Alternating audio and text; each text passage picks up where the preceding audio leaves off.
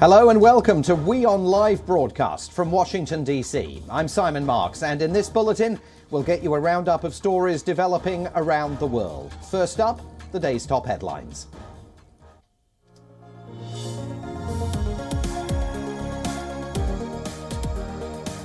The United States lifts its pandemic travel ban after 20 months and opens its doors to fully vaccinated international visitors.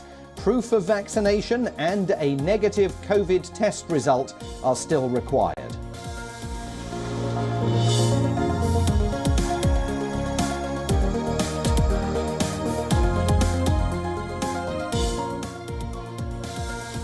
Ahead of the long-awaited resumption of nuclear talks, Tehran sets conditions for the return of Washington to the deal. Iran expects the US to remove all sanctions and guarantee that no country in future will be able to abandon the agreement.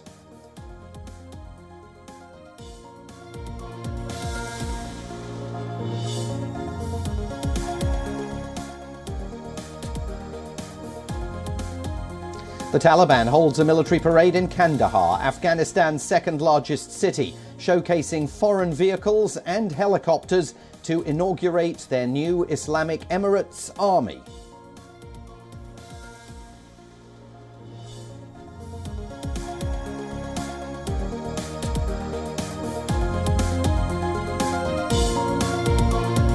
China's military builds mock-ups or dummies in the shape of a US Navy aircraft carrier and US warships, possibly as training targets in the desert of Xinjiang, according to satellite images obtained by Maxar.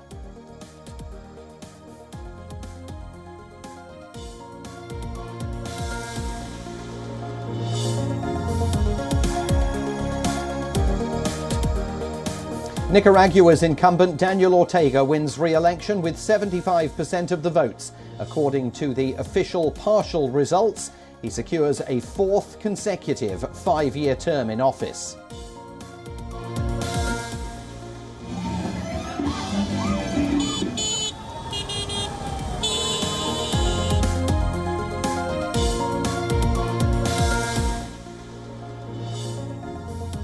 As countries pledge to eliminate coal use within decades during the COP26 summit, an Australian minister makes a shocking statement.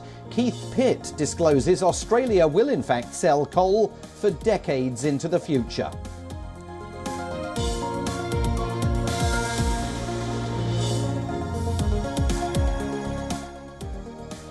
And Tesla shares fall 7.5% in pre-market trading on Monday as investors prepare for its chief Elon Musk's proposed sale of about a tenth of his stake in the electric car maker following his Twitter poll.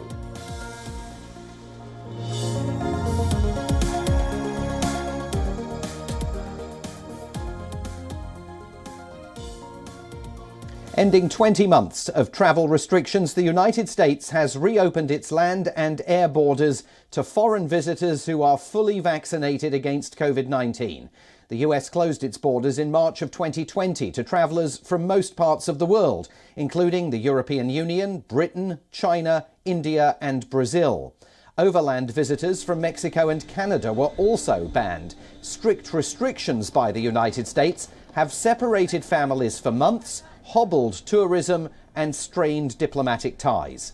The ban was imposed by former US President Donald Trump in early 2020. It was upheld by his successor, Joe Biden.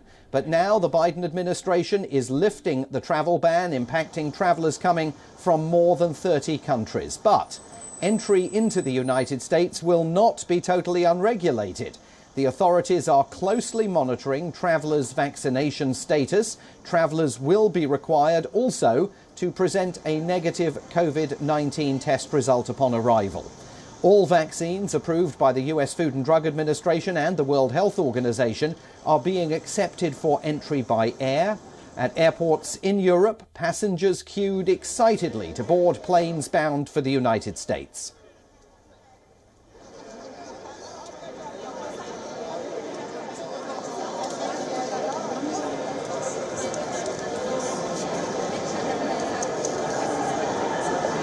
It's about getting families back together. It's about making sure that when you haven't seen friends for years, that you're able to go out and do that. And that's particularly important with Thanksgiving and with Christmas coming up. And that's on top of the massive economic benefit that there is from having the United States and Great Britain, these great friends and allies, countries that have so much in common, back in regular contact with each other again. Yeah, we're going to see, so my nephew, my mum's first grandson, we haven't met him, he's just turned 1, so we're really excited. Haven't seen my brother and sister-in-law for 2 years, so yeah, we're really looking forward to seeing them. Really exciting. I mean, I was meant to go just before COVID happened, and obviously it's been delayed this long, so it's really exciting to finally be able to go,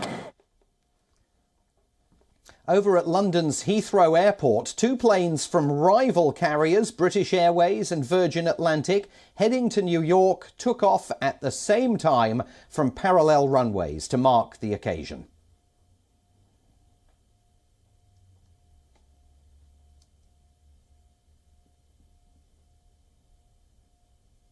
Long queues of masked people, cars and motorhomes were seen before dawn at land borders with Mexico and Canada. Along the US-Mexico border, many cities have faced economic dislocation due to anti-COVID trade restrictions.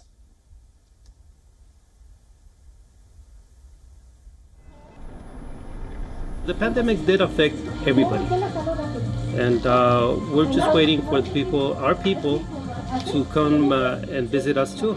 You know, it's going to help both El Paso and Juarez businesses and the economy. So for the latest, let's go across to WION's correspondent in New York, Susan Tehrani, who joins us live today. Susan, are New Yorkers eager to welcome visitors back in their own inimitable style?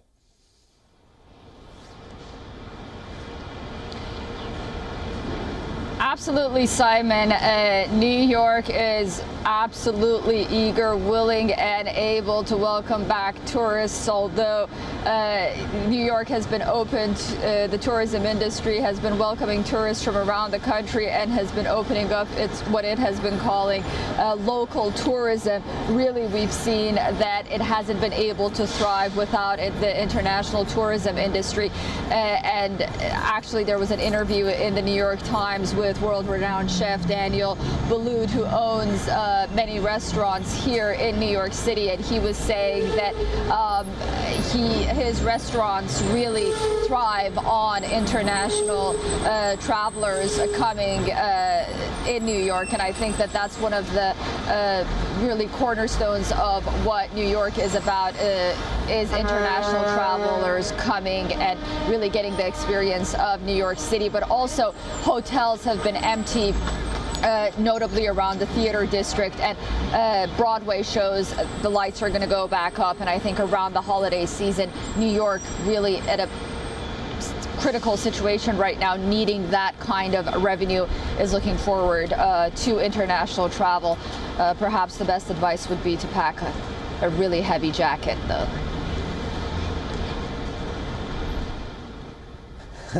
So, of course, as the holiday season approaches, Thanksgiving here in the United States and then Christmas and New Year around the world, I mean, the flights are packed, both arriving and departing now, but that's partly because there's been a pretty substantial reduction in the number of aeroplanes flying in and out of the United States from many of these international destinations, reductions that were, of course, introduced after the COVID pandemic began. Do we have a sense of how quickly the airlines are going to rebuild their schedules so that there are more planes running on some of those very popular big international routes?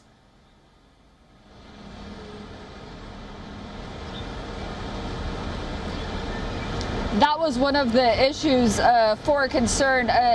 United and American Airlines were saying that they just saw United notably saw a 60% spike in reservations in the last 3 days alone. American Airlines saw a high percentage of spikes as well. Delta had seen spikes generally because of work travel in recent months. But, you know, I think that's really an issue that these airlines need to really take into consideration, because already passengers have been stranded across the United States because of domestic flights. And I think that right now, with more international travelers coming in, perhaps the TSA and the CDC might have to work together, and not only from a health perspective, but also from a workers' perspective as well, to try to see if really, even if they have enough pilots to fly these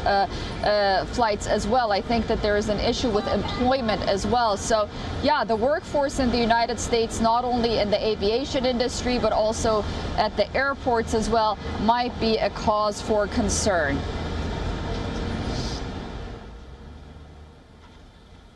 And the airlines, of course, by the way, are being required by the US government now to mount their own track and trace operations for arriving international travellers. On an exciting day in New York and across the United States, Susan Tehrani reporting live for us from the Big Apple. Now, a series of bomb threats targeted Ivy League universities in the United States, resulting in evacuations and prompting police responses.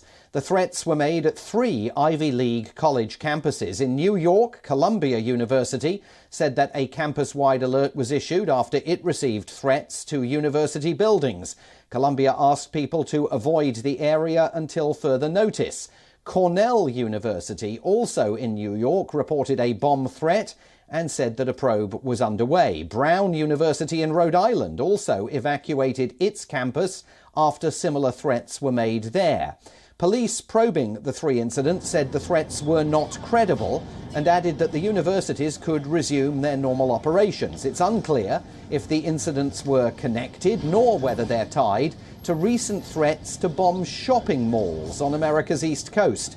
The latest threats came 48 hours after Yale University was forced to evacuate several buildings on its campuses. Yale resumed its activities nearly 5 hours after the threat came from an anonymous caller who claimed that 40 bombs had been placed around the Yale campus.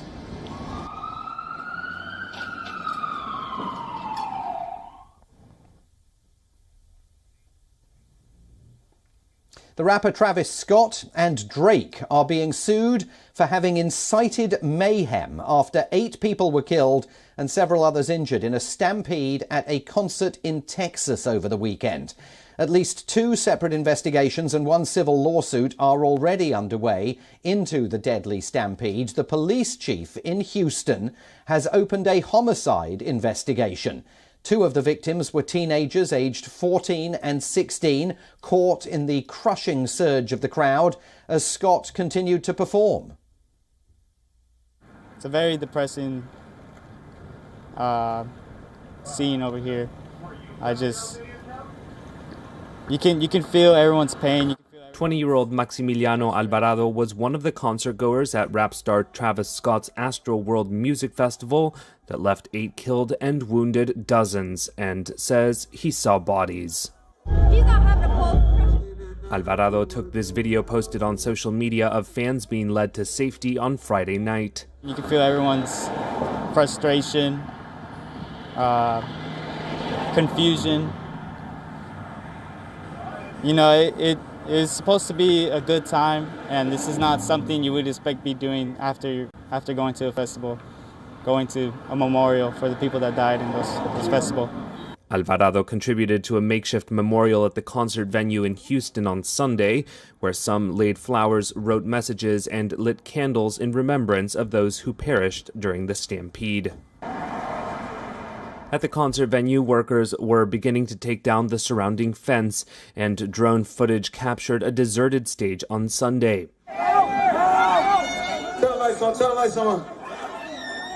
But the scene was far more chaotic on Friday night. Concertgoers cried for help as the show appeared to go on, with Scott seemingly unaware of the horror unfolding on the ground. I just want to send out prayers to the ones that was lost. In a statement over the weekend, Scott said that while on stage, he could not imagine the severity of the situation, adding that he is absolutely devastated by the incident. At least 2 investigations, one of them criminal, were underway on Sunday into the deadly stampede. Officials in Houston said autopsies were being performed as soon as possible so their bodies could be returned to family members, with the identities of some of the dead expected to be released soon. Houston Mayor Sylvester Turner said the dead were young, some of them just 14 and 16, and others in their 20s. In an effort possibly to ramp up its military capability against Washington, China's military has built replicas of a US Navy aircraft carrier and other US warships. Satellite images by Maxar have identified these mock-ups in the deserts of Xinjiang province. The satellite images depict targets in the shape of a US aircraft carrier and guided missile destroyers at a new facility in Xinjiang's Taklamakan Desert. Both types of vessels are deployed by the US 7th Fleet, which patrols the Western Pacific, including the waters around Taiwan. China's anti-ship missile programs are overseen by the People's Liberation Army's Rocket Force.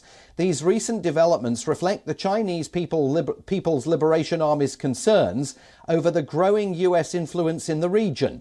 Despite a recent improvement in bilateral ties, the difference of opinion over Taiwan has remained a key point of conflict between Beijing and Washington. The Pentagon has raised concerns that China is expanding its nuclear arsenal in the region more rapidly than ever before. According to the Pentagon's latest annual report, the Chinese military conducted its first confirmed live-fire launch into the South China Sea in July of 2020. Firing anti-ship ballistic missiles into the waters north of the Spratly Islands, where China has territorial disputes with Taiwan and other Southeast Asian countries.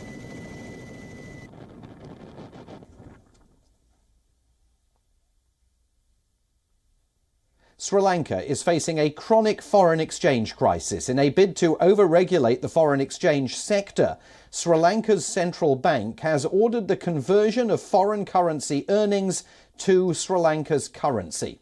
Under the new directive, those receiving funds for goods and services provided abroad must convert their foreign currency earnings to Sri Lankan rupees.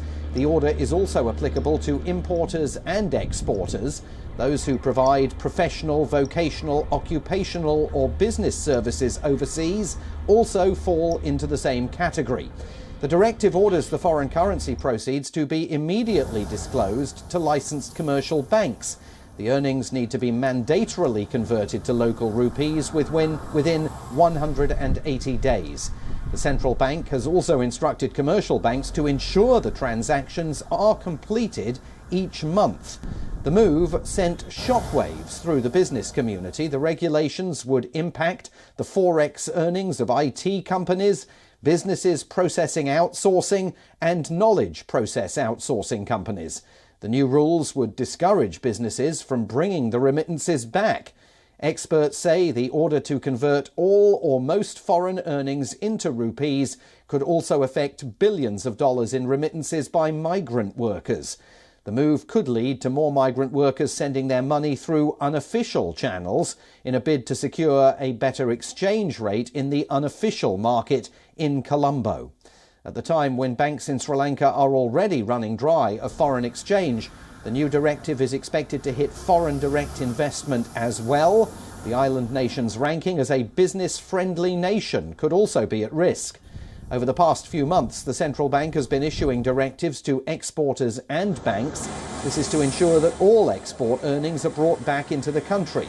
The central bank believes that in anticipation of the exchange rate rising, exporters are parking their dollars overseas and not bringing them back to Sri Lanka. The regulations governing export proceeds aim to tackle dwindling foreign reserves, which stood at $2.2 billion at the end of October. That is barely enough for 2 or 3 months of imports.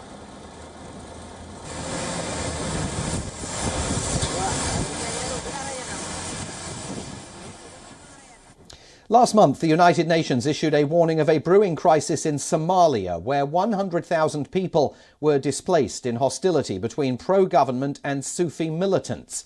In the East African country, which mostly makes headlines for its poor living conditions and failed governance, one 21-year-old woman is trying to paint a new picture of Somalia through her art. Caught in eons of conflict, art has been a taboo in Somalia.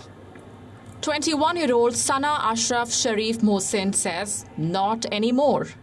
She hopes to rebuild the country through her paintings. About Somalia, as we know, if you Google Somalia, we don't have beautiful pictures there, but ugly ones. So I'd like to change all that using my paintings, and this would be a great achievement for me to help my country using something that I love. Sana lives under the debris of Mogadishu's decade-long war. She reconceives tragic incidents in sketchbooks, portraying scarred human faces in the clutches of Islamic terrorism. The objective is to depict human voices in her paintings. A sculpture is first made and then the shirt is put on it. Everything that's made is first drawn, and what you're making is not the dress, but something that changes your internal emotions. Her focus on social issues resulted in confrontations within the community. Lack of access and education have been major roadblocks. In spite of the strife, Sana is not ready to give up. As a Somali woman and artist, I love my country, and since we have passed through 30 years of destruction and people only see bad things, they have only blood and destruction and explosions in their mind. I believe that I can change that through my art and let them see something beautiful and build their morale. The paintings on the art wall have their roots in the devastation of the past and in the quest for peace and stability. The bare-shouldered wailing woman and a tiger mounted on the same wall are living proof of the power of art. Bureau Report, WION World is One. Finally today in Jerusalem, language speed dating is bringing some Jews and some Palestinians closer together.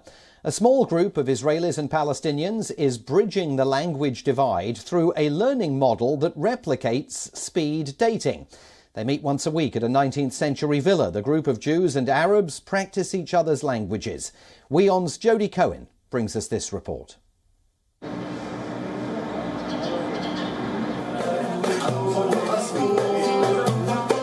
Jerusalem, a city of political, religious and cultural divisions. Here, a small group of Israelis and Palestinians is trying to bridge a Hebrew-Arabic language gap through learning modelled on speed dating. We should know how to speak Hebrew really well in this country, to be able to merge well in the community and find a good opportunity in a good field.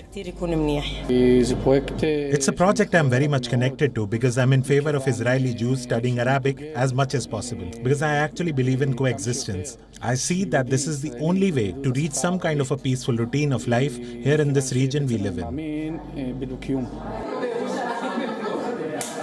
About 20 students meet weekly at a 19th century villa. They sit together, Jew facing Arab, Arab facing Jew. They practice each other's language and are guided by cards spelling out scenarios that prompt dialogue. Every 20 minutes, a whistle sounds, which is when the participants rotate partners across tables. Palestinians in Jerusalem don't study Hebrew in school in any way. And it's the same for Israelis. If they do study Arabic, it's an Arabic you can't use. Therefore, we came up with this initiative. You can call it a civil initiative that directly meets this need of the ability to communicate with each other in each other's language. Out of this, the real important thing emerges is the meeting and the acquaintance.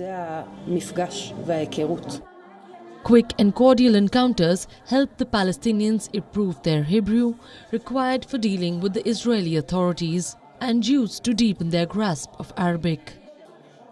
I think that we both see them as very courageous people, because what they do is actually leave the comfort zone and cross some kind of mental border which many of us get stuck on. Talking in Arabic or Hebrew in Jerusalem has a meaning. It's not like learning Spanish. And what's beautiful in this language exchange is that Once you have a Palestinian and an Israeli partner who share the same feelings of hardship and the same embarrassment of talking, and who break this barrier of fear together, in my eyes, it's worth everything. Bureau Report, WION World is One. And that's all we have for you on today's WION Live broadcast from Washington. I'm Simon Marks. I'll see you tomorrow. Same time, same place. For more global news and updates, stay with WION. World is One.